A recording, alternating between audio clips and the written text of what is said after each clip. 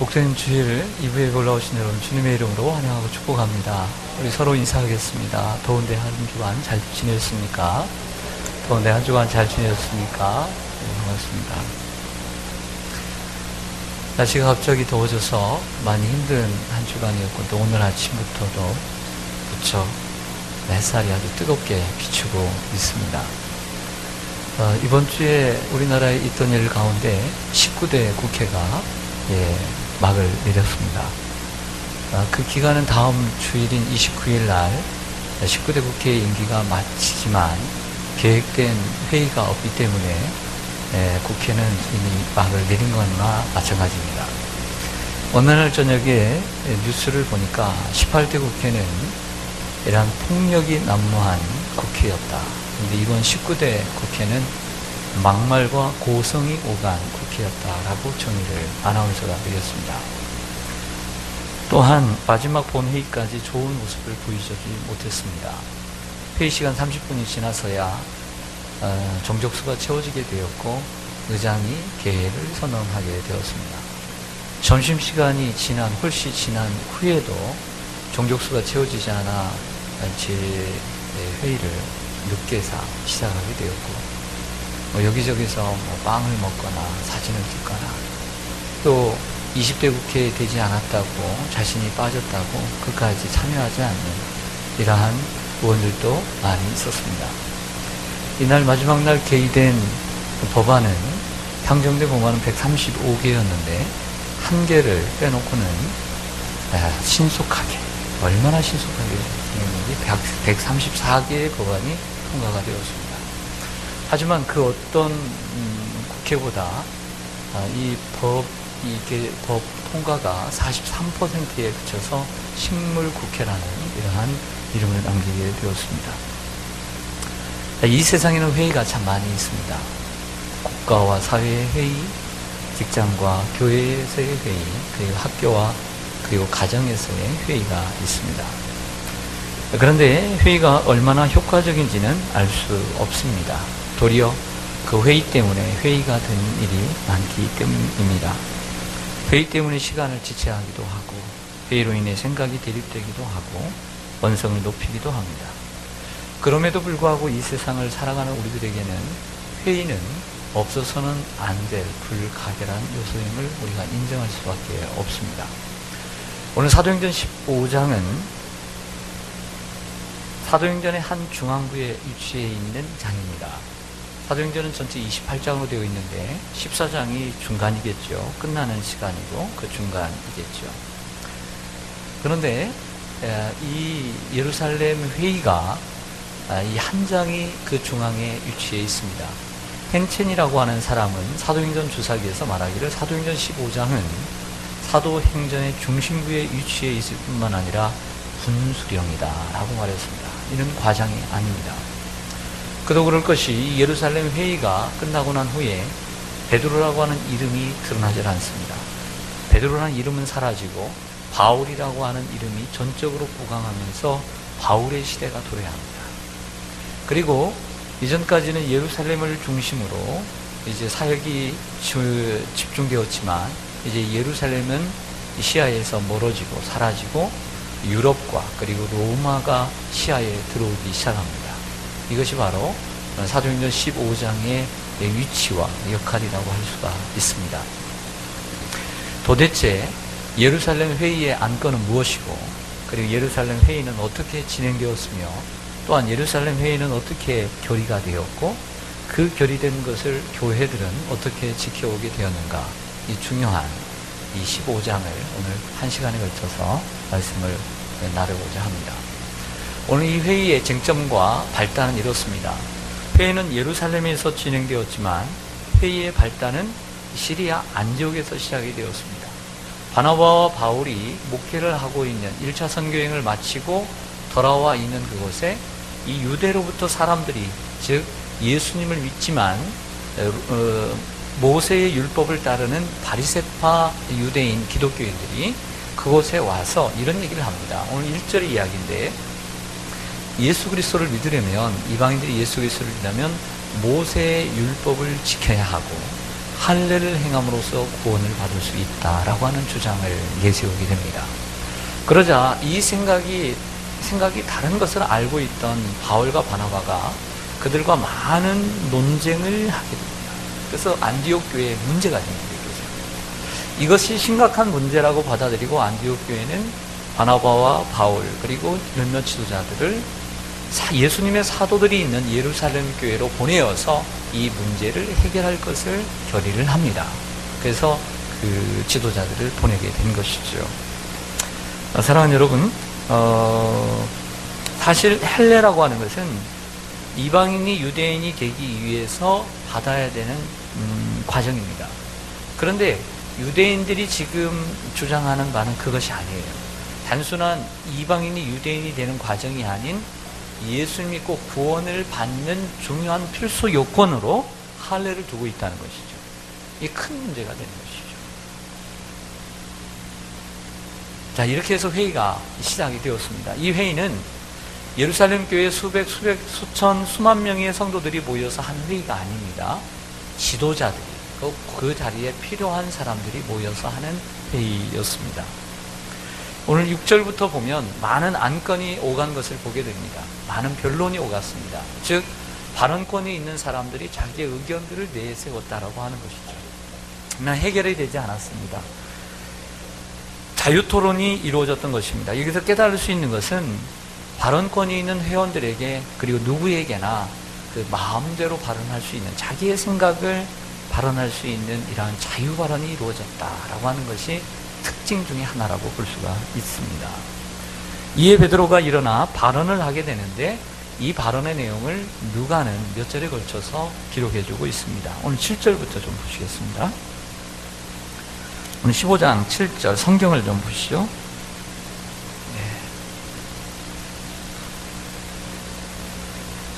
많은 변론이 있은 후에 베드로가 일어나 말하되 형제들아 너희도 알거니와 하나님이 이방인들로 내 입에서 복음의 말씀을 들어 믿게 하시려고 오래전부터 너희 가운데서 나를 택하시고 마치 베드로가 원래는 유대인의 사도인데 이방인의 사도인 것처럼 말하고 있지요. 근데 사실은 이방인의 사도는 원래는 누굽니까? 바울이죠. 근데 자신이 이방인의 사도인 것처럼 말합니다. 또 8절에 또 마음을 아시는 하나님이 우리와 같이 그들에게도, 그들이 누굴까요? 이방인이죠. 이방인에게도 무엇을 주어 증언해 주셨어요. 베드로는 이것을 경험했죠. 누구의 사건을 통해? 사도행전 10장의 고넬료를 통해 그 얘기하고 있는 거예요. 9절에 믿음으로, 무엇으로? 믿음으로. 이 단어 중요해요. 믿음으로 그들의 마음을 깨끗이 하사 그들이나 우리나 차별하지 아니하셨다는 거예요. 누가? 하나님이.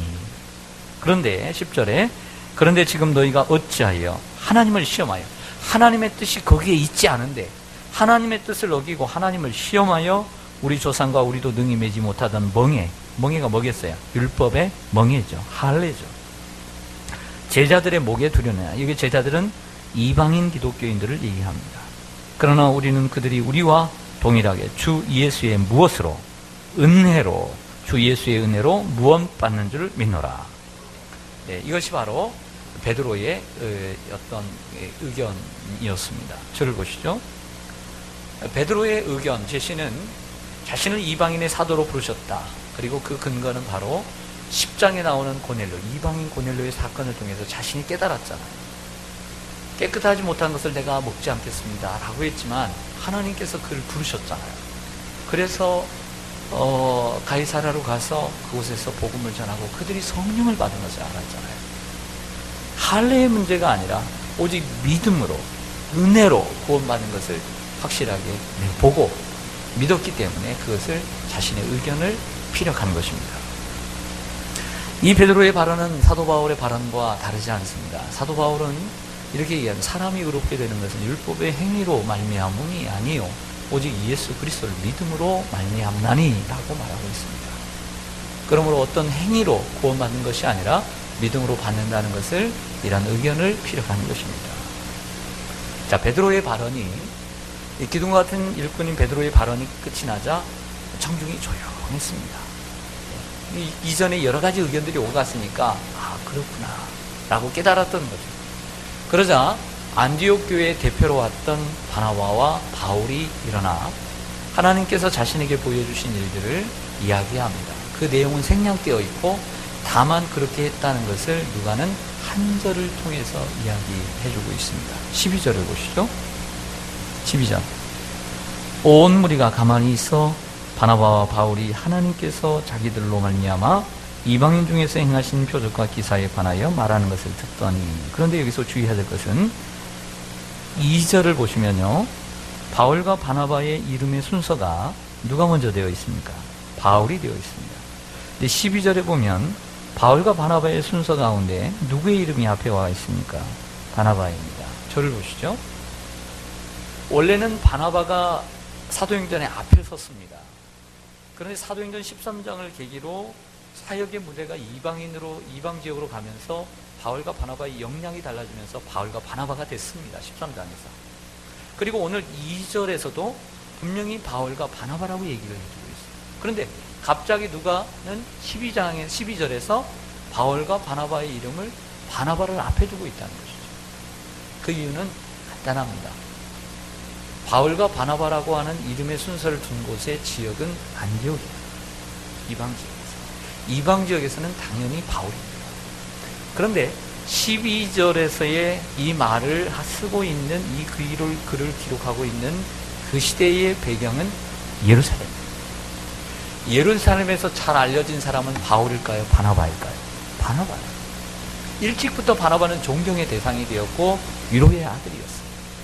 바울은 소문으로만 들었고 얼굴은 처음 본 사람들도 많아요. 그 생소한 사람들에게 바울의 이름을 먼저 거론할 필요는 없는 거죠. 그래서 이름이 바뀐 것입니다. 이러한 누가의 세심한 배려를 우리는 느낄 수가 있습니다.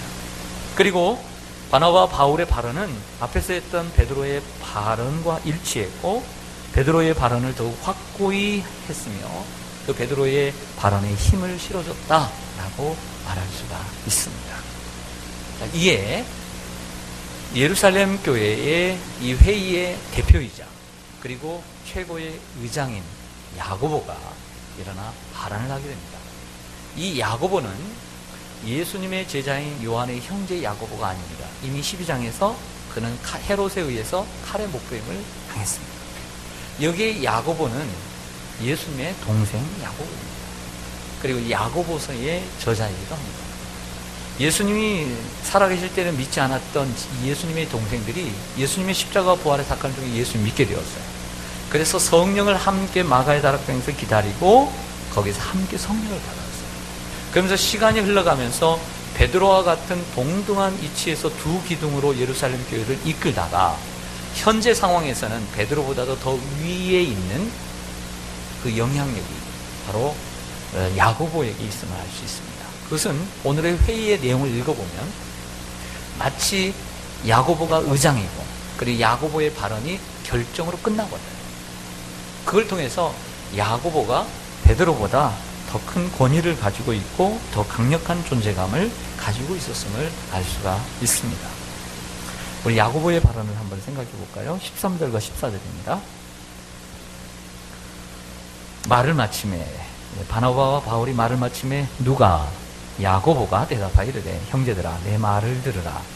하나님이 처음으로 이방인 중에서 자기 이름을 위한 백성을 취하시려고 그들을 돌보신 것을 누가 말하였으니 시몬이 말했다.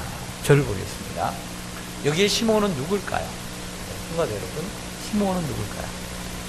성경을 좀 아시는 분들은 시몬은 이름이 안 됩니다. 시몬이 누굴까? 그건 창세기에 나오는 야곱의 두 번째 아들이 시몬이에요. 루벤, 시몬. 그런데 그 시몬이라고 말하기에는 너무 거리가 멀어요. 그러면 성경을 좀 아는 분들은 누가복음 2장에 아기 예수님이 예루살렘 성전에 가서 만났던 시몬과 안나를 기억할 것입니다. 그럼 거기서 시몬이 말한 내용이 있는데 그 시몬인가? 경건하고 의로워서 예수님을 만났던 시몬. 어떤 주석을 보니까요, 놀랍게도 여기에 시몬을 그 시몬이라고 말하는 주석가가 있더라고요. 그럴만해요. 왜냐하면 이름이 정확하게 시몬이라는 사람이 많지 않기 때문에. 근데 그건 아니에요. 갖다 붙이면 그럴듯한데 그렇지 않아요. 오늘 이 본문의 상황에서 말하는 야고보가 말하는 시므온이 말하였듯이라고 말하는 시므온은 베드로를 가리켜요. 베드로의 이름이 시몬인데 히브리식 이름으로 시므온이다라고 불러준 것이죠. 앞에 발언했던 베드로, 시몬의 발언을 동의하고 그 발언에 대해서 함께 같은 노선을 따르고 있다는 것을 말할 수가 있는 것이죠. 그러면서 그 다음에 아모스에 있는 말씀을 세 구절을 인용하면서 이미 익히 구약에서 하나님께서는 이방인을 자신의 백성으로 취하실 것을 말씀하십니다. 그리고 이방인을 취하실 때 어떠한 조건도 내걸지 않았다라고 하는 성경적인 근거를 아모스에서 가져오고 있는 이러한 야고보의 발언을 볼 수가 있는 것입니다. 그러면서 즉시 판결을 내리게 됩니다. 19절부터 보시죠. 19절부터 보시면 그러므로 내 의견에는, 여기까지는 야고보의 의견이지만 이 야고보의 의견은 교회의 의견이 되었습니다. 첫째, 이방인 중에서 하나님께 돌아오는 자들을 뭐하지 말자, 괴롭게 하지 말자. 이게 첫 번째 결이었고, 두 번째는 네 가지를 멀리하라고 얘기합니다. 첫 번째, 우상의 더러운 것을, 두 번째는 음행을, 세 번째는 목매어 죽인 것을, 네 번째는 피를 멀리하라고 편지하는 것이 옳으니 이는 예로부터 각 성에서 모세를 전하는 자가 있어 안식일마다 회당에서 그 글을 읽음이라 하더라. 아멘. 적어도 이방인 지역이라도 각 회당에서 모세의 글을 통해서 적어도 이것만큼은, 구원과는 큰 갈등 없이 이것만큼은 지켜줘야 된다라고 하는 것을 네 가지를 정했습니다. 그래서 그 야고보의 발언은 바로 그 회의의 결론이 되었고, 그리고 모든 지역의 교회들에게 편지를 보내어서 지키게 되었습니다. 먼저 하나님께로 돌아오는 이방인들을 괴롭게 하지 말자. 이 말은 무슨 뜻일까요? 이것은 바로 여기에 논쟁의 핵심이 되었던 것입니다. 즉, 구원을 받으려면 믿음으로 뿐만 아니라 율법을 행해야 된다. 예를 들어서 여러분 생각해 보십시오. 어떤 목사님이, 여러분들 우리가 행위로 구원받는 것 아니고 믿음으로 구원을 받습니다. 할렐루야. 저는 이렇게 아멘을 해요. 근데 어떤 또 목사님이, 여러분 우리가 믿음으로 구원을 받습니다. 하지만 우리가 사도 바울과 야고보서를 보면 믿음만이 아닙니다. 행함으로도, 행함이 따라야 구원을 받는 것입니다. 할렐루야. 왜 아멘 안 하세요? 다 아멘 한다니까요. 성도님들 다 아멘해요. 이 목사님이 이렇게 얘기해도 저 목사님이 저렇게 해도 다 아멘해요. 성도님들. 논의의 주제가 될 수가 있지만 그래도 오늘은 좀 다르긴 합니다. 그건 뭐냐면 할례를 받아야만이 구원을 받는다. 이건 심각한 문제예요. 이건 말도 안 되는 문제죠. 즉, 구원은 율법의 행위의 근거를 두지 않고 오직 믿음만을 통한 하나님의 은혜로 구원받음을 천명한 것이다. 즉, 우리 유대인들도 그리고 우리의 조상들도 매지 못하는 율법의 그 강한 멍에를, 무거운 멍에를 왜 그들에게 지우려고 하느냐. 그거 하지 말자. 이 결론을 내린 것입니다. 두 번째 큰 것은 네 가지를 멀리하자. 이 네 가지는 사도행전에 3번이 반복됩니다. 첫 번째는 여기고요. 두 번째는 29절입니다. 그 세 번째는 21장에 한 번 더 언급된 부분인데요. 29절을 보면 오늘 19절에 20절에 있는 말씀과 내용은 같지만 순서가 조금 바뀌어 있고 글씨가 조금 달라 있는 것이 특징이라 할 수 있습니다.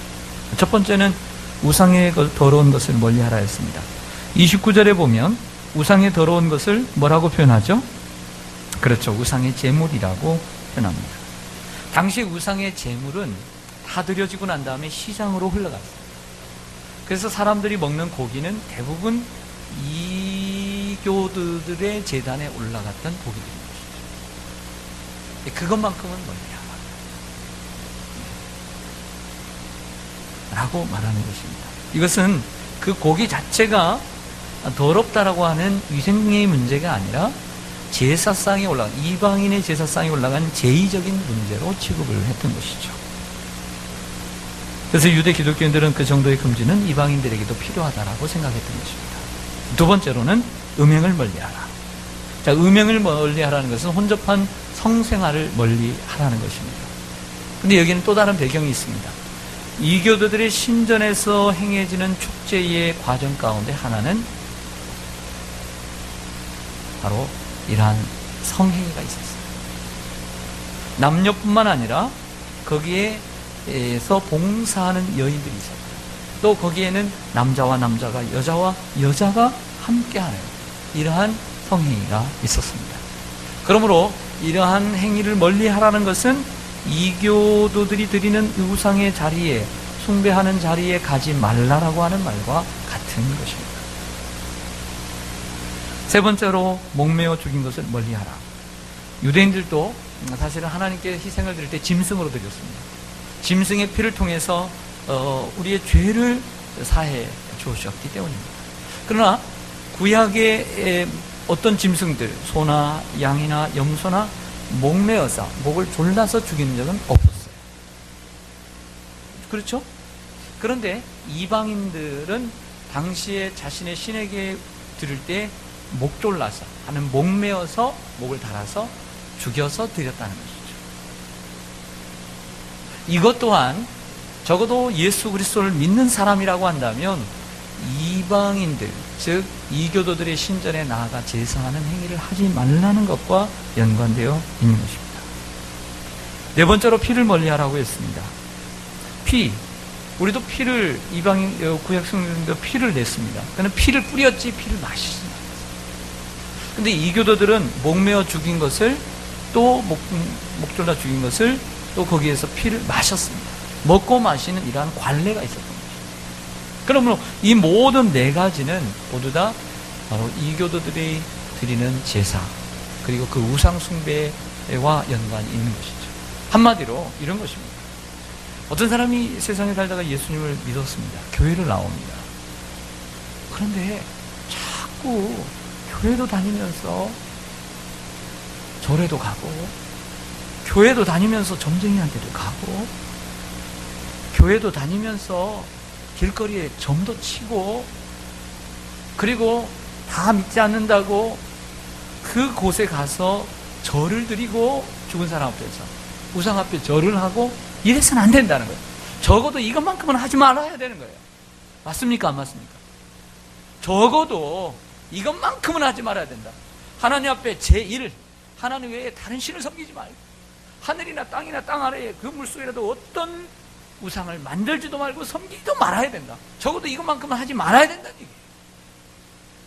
그러면 야고보가 제시한 이러한 데드라인은 적어도 그리스도인이 되었다라고 한다면 이것만큼은 하지 말아야 합니다 라고 말했던 것이죠. 우리가 그리스도인으로 살아가면서 적어도 이것만큼은 하지 말아야 되는 것이 있지 않겠습니까? 그렇게 해서 오늘 야고보의 그 말의 권위가, 그 결론으로 각 지역에, 길리기아 그리고 소아시아에 또 시리아 안디옥에 편지를 보내어서 교회가 이를 지키게 된 줄로 믿습니다. 말씀을 정리하겠습니다. 예루살렘 회의는, 오늘 예루살렘 회의는 교회의 일치를 가져왔고 선교의 일치를 가져왔습니다. 이 예루살렘 회의는 기독교 2000년의 역사 가운데 공적인 회의의 최초의 회의입니다. 그리고 사도행전에 기록되어 있는 가장 중요한 회의이기도 하고, 사도행전의 중심부에 위치하면서 분수령의 역할을 하고 있습니다. 그리고 이 회의는 세계 선교의 새로운 걸음을 재촉하고 있습니다. 또한 예루살렘 회의는 우리 그리스도인들이 서로 다른 의견을 가지고 있을 때 어떻게 회의를 해야 할지를 가르쳐 줍니다. 예수 믿는 사람들도 회의를 잘해야 될 줄로 믿습니다. 여러분 살아가면서 회의해야 하네요. 우리 호산나 성가대 회의 있어요, 없어요? 회의 같은 거 별로 없죠, 오늘. 네. 대장님이 말씀하시면 법이에요. 네. 성가대는 그렇게 회의할 건 없을 것 같아요. 네. 앞에서 총무님이랑 다 잘하시니까. 근데 기본적으로 회의는 원래가 있어요, 원래. 그렇죠? 네. 오늘 또 원래가 있어요. 중요합니다, 원래. 어떻게 원래 잘하고 계십니까? 네. 그리고 교회는 공동회의가 있고 의회가 있고, 그리고 재직들이 참여하는 재직회가 있어요. 그리고 여러분들이 대표로 세워주신 교회의 국회와 같은 당회가 있습니다. 당회는 가장 강력한 회의이고, 그리고 여러분들을 대표하는, 교회를 또 대표하는 회의입니다. 동해는 동행회가 있고, 친구들은 동창회가 있고, 반상회가 있고, 가족회의 좀 하십니까? 예, 저도 생각해보니까 별로 가족회의 안 하고, 그래서 내가 법인가? 회의도 안 하고 살아가는 것 같아요. 근데 반상회는 좀 하십니까?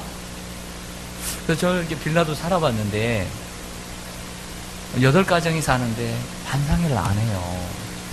잘 안 하더라고요. 그래서 제가 볼 때, 반상회를 잘하고 서로 화합하는 그런 좀 빌라, 그런 좀 연립이 됐으면 좋겠어요. 할렐루야. 대화도 없고, 또 문제가 생기면 어떻게 해결해야 될지도 모르고, 안 좋은 것 같아요. 그래도 한 건물 안에서 살면 공동의 책임을 지고 그 문제를 잘 해결해 갈 수 있도록 주민들이 또 연합해야 될 줄로 믿습니다. 그래야 살아야 하지 않겠어요? 요즘 얼마나 그 묻지마 살인이 있고, 또 어제는 또 그 부산에서 흉기를 든 사람이 그렇게 할 때 옆에 있는 사람이 막아서 누가 환청으로 막 새들이 비둘기가 얘기했대잖아요. 죽여라고. 낫으로. 이게 다 이번에도 그렇고 저는 이게 안타까운 거예요. 그래서 정말 함께 할 때 생명이 살잖아요. 함께 해야 됩니다. 나만 잘 산다고 되는 것이 아니라 우리 기독교인들이 지나가는 사람들 잘 돌아봐야 될 줄로 믿습니다. 회의를 잘해야 합니다. 회의는 들을 줄도 알고 말할 줄도 알아야 합니다. 오늘 회의의 안건은 무엇인가? 그리고 회의의 주제에서 벗어나지 않도록 해야 합니다. 시간이 짧고 길고의 문제는 아닙니다. 너무 짧다고 좋은 것도 아닙니다. 너무 길다고 좋은 것은 아닙니다. 그 논쟁의 쟁점을 바르게 생각하고 있는 것. 그리고 특별히 교회는 사람들의 어떤 영향력으로만 해결되는 것이 아니라 오늘 말씀처럼 하나님이 어떻게 행하셨는가, 성령이 어떻게 일하셨는가, 하나님은 성경을 통해 어떻게 말씀하고 계시는가, 이것을 기초로 해서 문제를 해결해 가야 될 줄로 믿습니다. 내 생각도 있습니다. 내 주장도 있지만 성령이 행하신 일, 하나님이 말씀하신 것을 따라야 할 줄로 믿습니다. 사랑하는 성도 여러분, 또한 오늘 보면 사실은 논쟁이 되지도 않을 수 있습니다. 베드로와 바울이 왜 안디옥에서 이렇게 변론을 했습니까? 말이 안 되니까 변론한 것입니다. 그런데 이 문제를 가지고 예루살렘 교회로 가져왔다는 것이죠. 이것을 베드로가 몰랐을까요? 의장인 야고보가 그걸 몰랐을까요? 다 알았어요. 답은 알고 있어요. 그럼에도 불구하고 반대하는 사람들이 있었기 때문에 회의를 열었을 것이고, 그리고 교회의 질서를 위해서 문제를 해결한 줄로 믿습니다. 참으로 성숙한 지도자들의 모습을 볼 수 있습니다. 또한 하나님의 말씀과 차이가 있음에도 불구하고 목소리가 크고 힘 있는 사람의 발언을 무조건 따라가서는 안 될 것입니다. 노예나 총회의 발언을 보면, 사람들이 정치하는 사람들을 보면 자기의 실리와 자기의 이익을 위해서 법을 제정하거나 안건을 제시해서 분리시키고, 그리고 자기의 이익을 위해서, 실리를 위해서 어떤 사람들의 마음을 움직이는 이런 회의들을 보게 되는데, 이 또한 하나님이 기뻐하시지 않는 회의인 줄로 믿습니다. 서로 다른 의견과 생각을 가지고 있을 때 본질적인 것, 이러한 교리적인 부분, 중요한 부분에서는 일치를, 비본질적인 것에는 사랑의 원리를 가지고 회의를 해가야 될 줄로 믿습니다. 서로를 존경하는 마음을 가지고 회의를 잘 진행해서 하나님이 기뻐하시는 회의를 통해서 하나님의 역사를 이끌어내는 저와 여러분 되시기를 주님의 이름으로 간절히 축원합니다. 아멘. 기도하겠습니다.